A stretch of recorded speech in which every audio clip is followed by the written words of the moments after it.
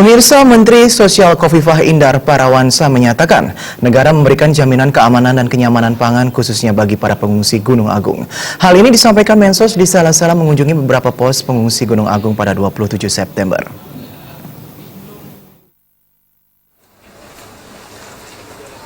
Menteri Sosial Khofifah Indar Parawansa menyempatkan diri berkunjung ke pos pengamatan Gunung Api Agung di Desa Rendang, Karangasem.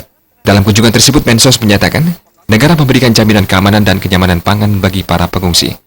Mensos Khofifah mengatakan jika mengacu kepada Peraturan Menteri Sosial Nomor 20 Tahun 2012 Pasal 11 dan 12 disebutkan, dalam kondisi darurat saat ini, pengungsi harus mendapatkan layanan termasuk mencukupi kebutuhan pangan.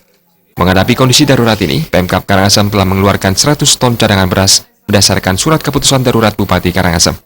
Beras yang didistribusikan oleh Pemkab Karangasem tersebut telah habis didistribusikan ke kantong-kantong pengungsian.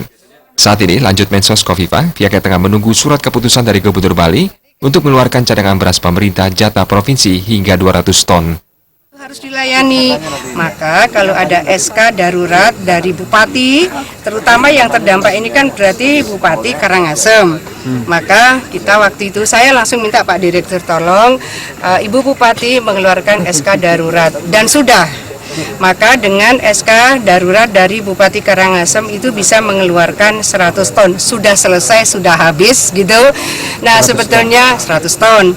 Sebetulnya sekarang itu kita sedang menunggu surat untuk diputuskan darurat oleh Pak Gubernur supaya bisa mengeluarkan cadangan beras pemerintah sampai 200 ton.